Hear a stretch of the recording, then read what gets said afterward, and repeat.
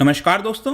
I am sure आपने देखा होगा कल जो है खबर आई थी कि ट्विटर के द्वारा पॉइजन पिल को अपनाया गया है। एक स्ट्रैटेजी है पॉइजन पिल, मैं आपको वीडियो में बताऊंगा, लेकिन एग्जैक्टली ये होता क्या है, एलॉन मस्क का इसमें क्या रोल है, ये आप देख सकते हो। Twitter adopts poison pill plan to counter Elon Musk bid. तो इनफैक्ट 2-3 दिन पहले आपको याद होगा मैंने एक वीडियो बनाया था जहां पर आपको होस्टाइल टेकओवर के बारे में बताया था कि जो एलॉन मस्क हैं वो चाहते हैं कि ट्विटर को जो है वो पूरी तरह से अपना ले, 100% ओन करें, और कहीं ना कहीं यहां पर हॉस्टाइल टेकओवर की बात कही जा रही थी। इन सभी चीजों को देखते हुए ट्विटर ने पॉइजन पिल अपनाया है। तो इसको समझने की कोशिश करते हैं कि एग्जैक्टली हो क्या रहा है। यहां पर काफी कुछ जानने को है, लेकिन उसके पहले ध्यान रखिएगा, अगर आप किसी भी एग्जाम की तैयारी कर रहे हैं, चाहे यूपीएससी, जुडिशरी, बैंकिंग या फिर स्टॉक मार्केट के बारे में सीखना चाहते हैं, तो अब आपको 33% के बजाय यहां पर डायरेक्टली 40% जो है ऑफ मिलेगा। आपको कोड इस्तेमाल करना है अंकित 40 ऑन आवर ऐप या फिर हमारे वेबसाइट पर। इसके अलावा एमसीक्यूज अगर आप अटेम्प्ट करना चाहते हैं तो मेरे इंस्टा पेज पर जा सकते हैं,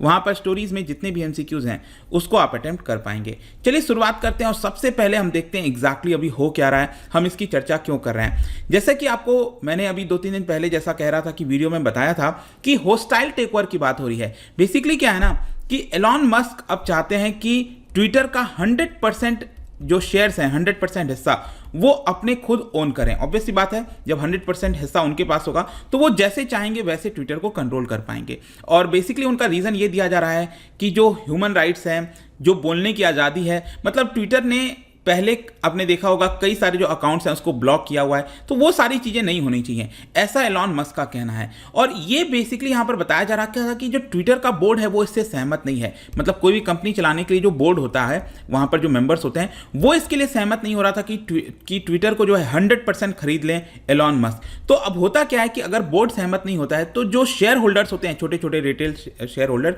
मार्केट में से, जहाँ से भी एलॉन मस्क जो है वो 50% से ज़्यादा एटलीस्ट हिस्सेदारी करने की कोशिश करते, ऐसा खबरें थी। और इसी को देखते हुए, मतलब कि एलॉन मस्क ऐसा ना कर पाए, इसके लिए एक स्ट्रैटेजी होती है जो कंपनीज अपना सकती हैं, जिसका नाम है पॉइजन पिल। पॉइजन पिल का बहुत ही बेसिक अर्थ अगर मैं आपको शुरुआत में बताऊं तो इसका मतलब ये हुआ कि ये क्या करेगा कि जो शेयर का प्राइस है वो एक्सपेंसिव कर देगा।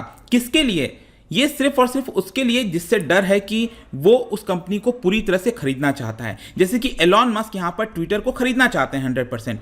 तो अभी के हिसाब से आप देखोगे तो ट्विटर का शेयर प्राइस चल रहा है करीब $50 के आसपास, राइट, $44-45, मतलब इसी के आसपास ऊपर नीचे चल रहा है। तो मान के चलो अगर ये $50 चल रहा है तो इस स्ट्रैटेजी के मुताबिक यहां पर होगा क्या कि जो प्राइस पे करना पड़ेगा एलॉन मस्क का वो कहीं ज्यादा होगा इसके वैल्यूएशन से। जो प्रेजेंट का वैल्यूएशन है, एक शेयर का प्राइस मान लो $50 के आसपास है, तो ये एलॉन मस्क को हो सकता है $60, $80, $100, मतलब कि वो एक्सपेंसिव बना देगा शेयर का प्राइस। और जाहिर सी बात है कि आप कहीं मार्केट में जाते हो तो ऐसा तो है नहीं कि आप कोई किसी चीज़ का प्राइस ₹50 है तो आप उसको ₹100 देना पसंद नहीं करोगे, उसकी वर्थ जितनी होगी उतनी ही देनी पसंद करोगे। तो वही चीज़ हम यहाँ पर बात कर रहे हैं। तो पॉइजन पिल एग्जैक्टली क्या होता है, देखो यहाँ पर एक्चुअली एक ऐसा स्ट्रैटेजी है जिसमें जो एग्जिस्टिंग शेयर होल्डर्स हैं उनको यहाँ पर डिस्काउंट पर शेयर्स ऑफर कर दिया जाएगा। मैं आपको बताता हूं, अभी थोड़ा सा कॉम्प्लिकेट लग रहा होगा। बेसिकली क्या है कि मान लो जैसे कि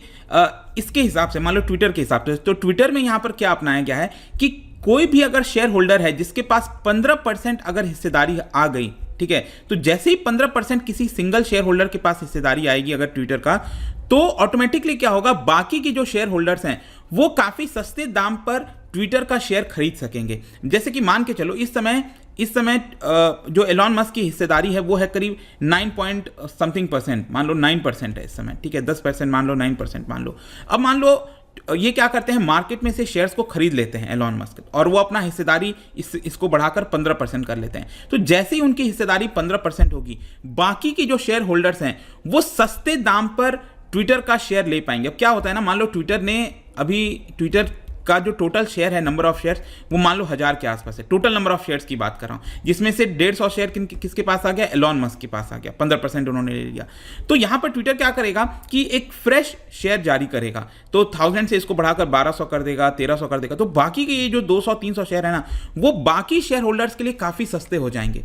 आ रहा है कि नहीं समझ में? तो बाकी के शेयर होल्डर्स बहुत ही सस्ते दाम पर उसको खरीद लेंगे और इसके मुकाबले अब आप देखो, क्योंकि यहां पर जो एलॉन मस्क हैं उनको ज्यादा पेमेंट करना पड़ा है कंपैरेटिव टू दीज पर्संस, ठीक है। इसके लिए यहां पर क्या हुआ कि एलॉन मस्क के लिए वो कंपनी को खरीदना बहुत एक्सपेंसिव हो गया, कॉम्प्लिकेशन आ गए यहां पर। और एक प्रकार से ये स्ट्रैटेजी होती है जिसको पॉइजन पिल कहते हैं, मतलब खुद जो कंपनी है वो पॉइजन ले रही है एक प्रकार से, तो ये आप समझ सकते हो। तो ये स्ट्रैटेजी के मुताबिक जो है वो ट्विटर ने पॉइजन पिल को जो है जारी किया है। अब इसके बारे में आप देख पाएंगे, जैसे हमारे यहाँ पर सेबी है, securities exchange board of India, वहीं पर यूएस में मिलेगा US securities and exchange commission, उसको यहाँ पर इन्फॉर्म किया ट्विटर के बोर्ड ने, डिटेल्ड अपना डिफेंस प्लान बताया और यही कहा कि मस्क का जो ऑफर है, प्रपोजल है, ताकि हम ट्विटर को खरीद लें पूरी तरह से, ये हम नहीं चाहते, इसी की वजह से हम इसको जो है अपना रहे हैं अभी के लिए। ये लिमिटेड टाइम के लिए, मतलब हो सकता है 6 महीना साल भर के लिए ये स्ट्रैटेजी ट्विटर ने अपनाई है। लेकिन मैं साथ ही साथ आपको ये बता दूं, जो खबर आई थी कि Elon Musk largest share holder बन गए हैं ट्विटर के, ये वापस से अब दूसरे नंबर पर आ गए हैं, क्योंकि यहां पर एक ऑलरेडी इन्वेस्टर था, यूएस का रजिस्टर्ड इन्वेस्टमेंट एडवाइजर था वैनगार्ड ग्रुप, ठीक है, उसने वापस से यहां पर ज्यादा शेयर खरीद लिया है एलॉन मस्क के मुकाबले। इसके पास 10.3% हिस्सेदारी आ गई है, मतलब अब Elon Musk largest share holder Twitter के नहीं रहे हैं। इसके अलावा एक और हाई प्रोफाइल ट्विटर इन्वेस्टर हैं सऊदी अरब में, और अल वलीद बिन तलाल अल सौद, ठीक है, उनके पास भी काफ़ी सारा जो है शेयर्स हैं ट्विटर का। तो उन्होंने एलॉन मस्क के ऑफर को रिजेक्ट किया है, कहा है कि एलॉन मस्क के द्वारा ये जो प्राइस लगाया जा रहा है, एक शेयर का प्राइस $54 लगाया जा रहा है, ये इंट्रिंसिक वैल्यू से बहुत कम है, मतलब ट्विटर की जो एक्चुअल वैल्यू है उससे कम है, तो इसलिए हम इसको नहीं चाहते कि एलॉन मस्क इसको खरीद लें पूरी तरह से, मतलब हम बेचेंगे नहीं। अब यहाँ पर क्वेश्चन यह है कि मान लो अगर एलॉन मस्क खरीदना चाहते हैं, क्या उनके रास्ते में कोई रुकावट आएगी? देखो, एक सबसे बड़ी रुकावट तो यही हो गया, पॉइजन पिल को अपनाया गया, जिससे एलॉन मस्क के लिए बहुत हाई प्राइस पे करना होगा कंपैरेटिव टू अदर्स, ठीक है, तो वो खरीदेंगे नहीं खरीदेंगे वो तो समय बताएगा। लेकिन इसके अलावा एक और जो सबसे बड़ी रुकावट आती है स्पेशली यूएस और बाकी देशों में, वो है anti trust flag. Anti trust का मतलब है कि आप कंपटीशन को खत्म करना चाहते हो, लेकिन इस केस में ऐसा नहीं लगता, क्योंकि एलॉन मस्क अभी तक किसी भी सोशल मीडिया कंपनी के अंदर स्टेक नहीं रखते हैं, तो अगर वो इसको खरीदते हैं तो ऐसा कोई एंटी ट्रस्ट का फ्लैग नहीं आएगा, चलो इससे तो वो निकल जाएंगे। लेकिन यहाँ पर जो सबसे बड़ा क्वेश्चन है कि एलॉन मस्क के पास पैसा कहाँ से आएगा? देखो, कहने को आप कह सकते हो वो रिचेस्ट पर्सन है, लेकिन रिचेस्ट पर्सन का ऐसा तो मतलब नहीं होता ना उनके बैंक अकाउंट में पैसा पड़ा है, वो तो शेयर्स के फॉर्म में होता है। अभी रिसेंटली उन्होंने जो 9.2% खरीदा है ट्विटर का, वो इसलिए खरीद पाए क्योंकि एलॉन मस्क ने अपना अभी रिसेंट टेस्ला का जो स्टॉक है उसमें $16 बिलियन रेस किया था टेस्ला का स्टॉक बेच के। लेकिन बाकी का शेयर वो क्या बेच पाएंगे आसानी से टेस्ला का, वो थोड़ा मुश्किल हो जाता है। तो कहीं ना कहीं बाकी के शेयर्स पर उनको वापस से जाना होगा, क्योंकि ये हम बात कर रहे हैं $43 बिलियन की, इतना उनको जुटाना है, तो आप समझ सकते हैं कि कितना ज़्यादा मेहनत करना होगा। तो इसीलिए यहाँ पर ये सबसे बड़ा परेशानी हो सकता है एलॉन मस्क के लिए। इसके अलावा यहाँ पर क्वेश्चन ये भी है कि पॉइजन पिल को लेकर क्या रिस्पॉन्स आया। देखो, यहाँ पर अब ये भी बताया जा रहा है कि एलॉन मस्क बैकडोर एंट्री के माध्यम से, मतलब एक प्रकार से आपने देखा होगा ट्विटर पर वो काफ़ी एक्टिव रहते हैं, तो रिसेंटली उन्होंने ट्विटर पर एक पोल करवाया था जिसमें ये कहा कि क्या $54 एक शेयर के लिए, ट्विटर का जो शेयर है उसके लिए क्या एक शेयर का दाम $54 जो मैं पे कर रहा हूँ, क्या ये सही है कि नहीं है, मतलब क्या शेयर होल्डर्स को उनका हक मिलना चाहिए कि नहीं मिलना चाहिए। जैसे कि मान लो अगर आपके पास ट्विटर का शेयर है और इस समय ट्विटर का प्राइस चल रहा है $40 के आसपास, मान के चलो एक शेयर का दाम, लेकिन एलॉन मस्क आपको कह रहे हैं कि हम $54 आपको एक शेयर के लिए देंगे, तो ये बहुत ही अट्रैक्टिव है ना, एक रिटेल इन्वेस्टर्स के लिए तो बहुत अट्रैक्टिव है। तो यहाँ पर उन्होंने ट्विटर पर पोल करा दिया और आप देखो 2.9 मिलियन लोगों ने पार्टिसिपेट किया, 29 लाख लोगों ने, जिसमें 83% लोगों ने कहा यस ऐसा होना चाहिए, सिर्फ 17% ने कहा नहीं होना चाहिए। तो ये बैकडोर चैनल के माध्यम से प्रेशर डालने की कोशिश कर रहे हैं एलॉन मस्क, जो बोर्ड के मेंबर्स हैं उनके ऊपर, कि देखो पब्लिक चाहती है कि ऐसा हो लेकिन आप नहीं करने दे रहे हो। और इसीलिए एलॉन मस्क ने यह भी कहा बोर्ड को, जो ट्विटर का बोर्ड है उसको कहा कि आप शेयर होल्डर्स के इंटरेस्ट में काम नहीं कर रहे हैं, आपको जो ड्यूटी निभानी चाहिए आप वो नहीं कर पा रहे हो, आप एक प्रकार से लायबिलिटी का काम कर रहे हो। लेकिन इसके साथ साथ यहाँ पर एलॉन मस्क को यह भी पता है कि अगर ट्विटर का बोर्ड चाहेगा तो जैसे कि पॉइजन पिल स्ट्रैटेजी अपना लिया, तो हो सकता है कि एलॉन मस्क को वो रोक देगा इसको परचेज करने से, ट्विटर को 100% वो शायद ना कर पाए। लेकिन एलॉन मस्क ने कहा है कि मेरे पास प्लान बी है, अभी तक हमें नहीं पता कि ये प्लान बी क्या है, देखना होगा आगे चलकर। लेकिन जाने से पहले एक इंटरेस्टिंग, मैं आपको कुछ एग्जांपल्स भी बताता हूं पहले पास्ट में क्या हुआ है। नेटफ्लिक्स के साथ एक हुआ था केस 2012 में।